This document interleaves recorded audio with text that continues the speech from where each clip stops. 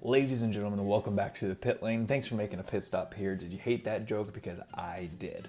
Red Bull continued their dominance today at the Austrian Grand Prix. Max, there wasn't anything that he couldn't do today. Like, it was just clearly his race from the beginning, but the races for second, third, and fourth became pretty interesting there towards the end. I was hoping Lando was going to be able to do more, but P3 for Lando, that is a great position for him to be in moving forward in the rest of the season. Daniel Rick had a solid day today. Like, all around, it's a pretty good race. Lewis, just out of nowhere, just lost all of his pace. I'm not sure what happened. They were saying damage, but you really couldn't see anything. Then again, I don't know really all the intricate workings of the aerodynamics of an F1 car, but something happened, so he fell back into fourth and just could not keep up with the pace at all. So, start of the race, super aggressive. Lando trying to take it to Max at the very, very beginning, but, I mean, obviously Max just pulled away. I think he was 2 seconds ahead by turn 3.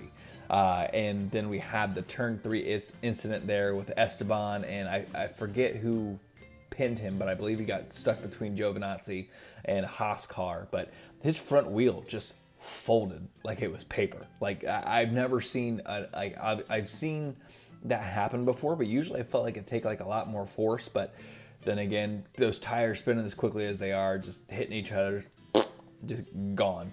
Absolutely. So that brought out the safety car. We had a restart, and obviously from the jump, everyone was charging into turn 1. Perez and Lando were fighting throughout the lap, and then Perez ended up going off into the gravel, which caused Lando to get his 5-second time penalty. Let them race, FIA. Let them race. That was a racing incident. Christian Horner said it was a racing incident. Crofty said it was a racing incident. It was a racing incident. There was nothing malicious in that. There's no way Perez can go around that outside corner on that. And then we saw it happen again, where Perez gets a penalty for it, for doing it to Leclerc. And then it happens again on a different corner that nobody should be trying to go on the outside of. FIA. Come on, stewards. Let them race. It's aggressive racing. Let them get mad. I understand it's for safety, but I don't feel like they're in the runoff and they're going around a corner. They're not going straight into a wall or anything. It does not deserve a penalty, if you ask me. I digress. Backtracking.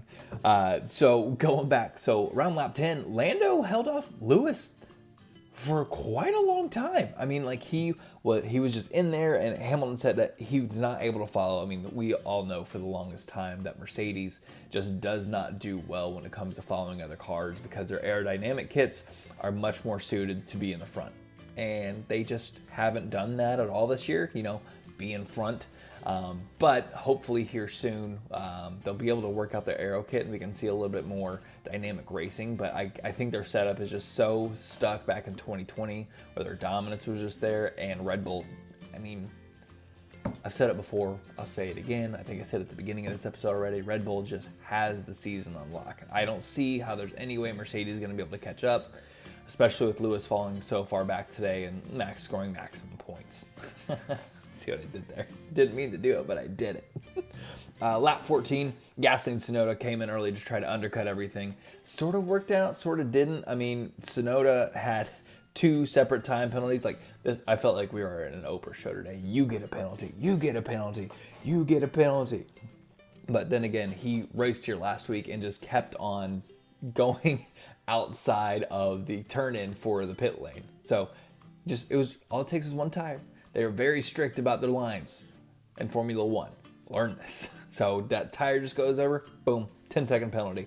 Danny Rick had a solid day today. He moved into 5th there for a little bit and then dropped back down. Sainz caught him there at the end. Sainz with a great race. Like, I was honestly surprised how fast he came up, but another team order was Sainz being told that he can pass Leclerc. Leclerc, obviously, the entire time trying to get past Ricardo, just could not do it. And he was already pissed off. You could hear on the radio, but he was incredibly pissed. And you could tell it in his driving, just taking unnecessary lunges towards the back of Danny Rick. I thought he was going to pop his tire a couple times there. But they ended up moving through, and Sainz was able to take his position. And honestly, towards the end there, like I do think Lando 100% is the driver of the day, but Sainz I think should come in a pretty good second there. So I thought in the very beginning that it was going to be a two-stop race for majority of the teams. Turned out that it was sort of a two-stop race, but only just because it didn't really do anything. I mean, there were some like undercuts that worked and didn't work, but like at the same time, like it didn't seem like it really had an effect on the race and positioning. Especially the one that did have an effect, obviously, was Lando's 5-second time penalty. If he hadn't have gotten that time penalty, he would have been okay. Like, and I just know that it's gonna piss him off so bad, but hopefully McLaren can just keep it up. Yeah, so most cars around lap 32 started to come in for pit stops, some second pit stops already, some took the pit stops towards the end of the race. Some people were trying to stretch it out. It was just a mess. It was an absolute mess of strategy, and it just didn't. I don't feel like it really benefited anybody. There was no one strategy that benefited another team today. I just think it was a solid day of racing. I mean, nothing too exciting up the front. Obviously, first place with Max winning by almost 13 seconds. He could have stayed out there longer and just kept that lead going. But I understand with the issues that they've been having with the Pirelli tires that you don't want to be in that situation where all of a sudden, boop, you have another Azerbaijan where you just go straight into the wall out of nowhere. So going back to Sainz, like lap 66, he was able to overtake Danny Rick, and Mercedes. Like I said, Mercedes did the same thing earlier. Like you don't hear that normally when you have Valtteri actually going past Lewis or getting team orders to go past Lewis. So I know Valtteri is he's driving for his job, and you saw George Russell back there going against Alonso the entire time. Russell held Alonso off in an inferior car. Like he was holding his own as best as he could. As soon as Alonso got around Russell, he was gone. He had a 3-second gap within a lap. Like, yeah. Russell,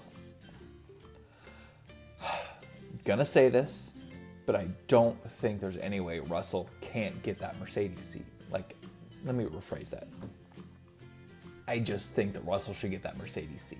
Like Valtteri, there's plenty of other teams that would love to have him as a second driver, but I'm ready to see what Russell can do. He can do it. He can bring it to Lewis. I feel like he could legitimately challenge for a world championship as soon as he gets in a Mercedes. Like, I think he's that good. So Max obviously coming in first place, putting on a complete clinic, king of the Red Bull Ring. Valtteri second place. I was really hoping that Lando was going to be able to push it there at the end, but it would have been a lot closer race if Lando hadn't got that 5-second time penalty. Lando third place. Congratulations, you have put that car in positions that it should not be, and sir, I think you will be a future world champion. Anyway, thanks again, guys, for checking out the Pit Lane. I am Andrew. Feel free to drop a subscription, drop a like, drop a comment. It really helps out with the algorithm. Check out our other channel at Frame Drop Gaming on YouTube as well, and I will see you guys at the next race.